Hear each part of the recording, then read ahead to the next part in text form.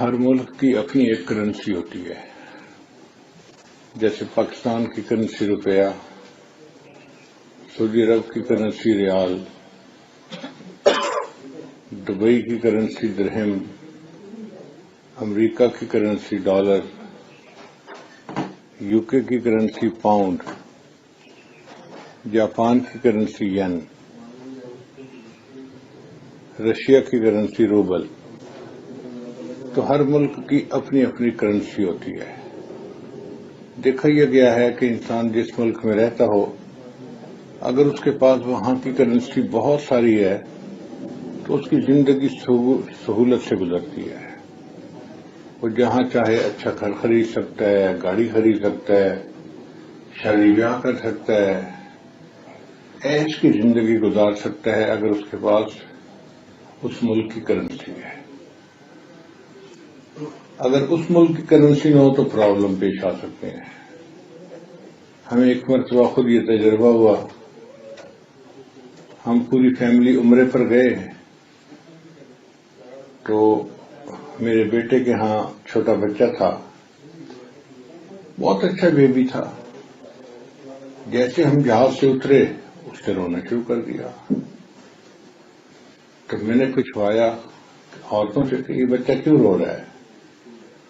ان کا جی کہ یہ بچہ ڈبے کا دودھ پیتا نہیں اور یہ فریش دودھ پیتا ہے اور اس وقت دودھ ختم ہو گیا ہے، اس لیے یہ رو رہا ہے. ان کا کوئی بات نہیں، ہم 15-20 منٹ کے اندر امیگریشن سے آگے گزر جائیں گے اور فریش دودھ کا ڈبہ میں لے کے دے دوں گا تو بچے کو پلا دینا.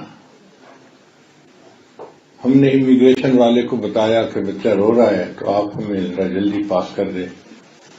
اس نے مہربانی کی اور اس نے ہمیں جلدی امیگریشن سے پاس کر دیا. اب ہم باہر نکلے، باہر ایک دکان بنی ہوئی تھی جہاں دودھ کے ڈبے پڑے تھے، نظر آ رہے تھے فریج کے اندر پڑے ہوئے. وہاں ایک بنگالی لڑکا کھڑا تھا. میں نے اسے کہا کہ مجھے دودھ کا ڈبہ چاہیے. اور اس نے کہا ریال ہیں، 2 ریال چاہیے.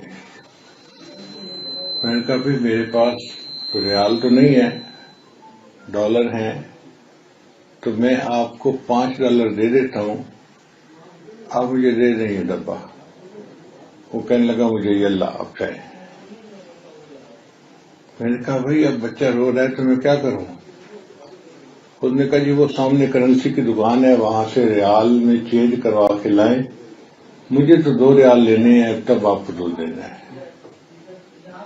میں کرنسی والے کی طرف بھاگا تو نماز کا وقت تھا اور کرنسی والے نے دکان بند کر دی تھی. اب میں پھر اس کے پاس آیا.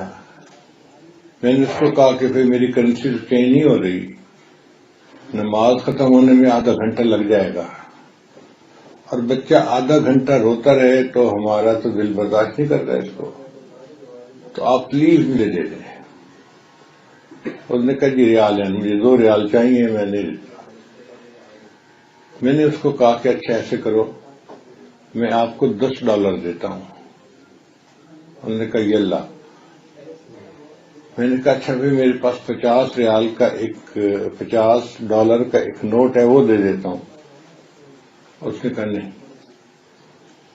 پھر میں نے اسے آفر کی اچھا میں آپ کو $100 دیتا ہوں، آپ مجھے $100 کے بدلے میں دودھ کا ایک ڈبہ دے دیں.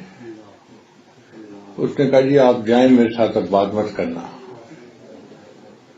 جب اس نے روڈ ہو کے مجھے کہا نا کہ اب میرے ساتھ بات نہ کرنا، تو ایک عربی نوجوان قریب سے گزر رہا تھا، وہ کھڑا ہو گیا.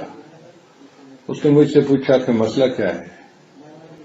میں نے کہا جی بچہ رو رہا ہے ہمارا، یہ ریال مانگتا ہے اور میں نے ابھی کرنسی چینج نہیں کروائی اور دکان بند ہے نماز پڑھنے کی وجہ سے. تو میں اس کو کہہ رہا ہوں کہ $100 لے لو اور مجھے ڈبہ دے دو، مجھے ڈبہ دودھ کا چاہیے، مجھے بچے کا رونا برداشت نہیں ہو رہا. تو وہ جو عربی لڑکا تھا اس نے اپنی جیب سے 2 ریال نکالے اور اس کی طرف پھینکے اور کہنے لگا اچھا ان کو دو تم دودھ کا ڈبہ تاکہ یہ جا کے بچے کو پلائیں. لو جی اس کو 2 ریال ملے اور اس نے ڈبہ دیا، تب ہماری جان چھوٹی. تو مجھے سمجھ میں بات آئی کہ انسان جس ملک میں ہو وہاں کی کرنسی اگر ہو تو سکون سے زندگی گزرتی ہے، دوسری کرنسی کئی دفعہ کام نہیں آتی۔ جس طرح دنیا میں ہر ملک کی اپنی کرنسی ہے، اسی طرح اللہ تعالیٰ نے نیکیوں کو آخرت کی کرنسی بنایا ہے۔ جس بندے کے پاس زیادہ نیکیاں ہوں گی قبر میں بھی آرام سے رہے گا، حشر میں اٹھے گا تو لوگ دھوپ میں کھڑے ہوں گے اور یہ سب عرش کے سائے کے نیچے ہوں گے، یعنی ایئر کنڈیشن ان کو اکوموڈیشن مل جائے گی وہاں پہ۔ پھر پل صراط سے عام لوگ تو مشکل سے پار ہوں گے، اور یہ تیزی کے ساتھ جیسے اڑتی ہوئی کوئی چیز چلی جاتی ہے، پرندہ نکل جاتا ہے، یہ پل صراط سے ایسے پار ہو جائے گا۔ پھر جنت میں تھوڑی نیکیوں والے تو نیچے کے درجے میں ہوں گے، اس کے پاس کیونکہ نیکیاں بہت ہیں تو اس کو اونچے درجے میں نبی علیہ السلام کے پڑوس میں نیبرہڈ میں جگہ مل جائے گی۔ اس لیے ہمیں چاہیے کہ ہم جتنی نیکیاں کر سکتے ہیں اتنی نیکیاں کریں اور اپنے نام اعمال کو نیکیوں سے بھر لیں، یہ ہماری چاہت ہونی چاہیے۔ نیکی کر کر کے تھکیں اور تھک تھک کے پھر نیکی کریں۔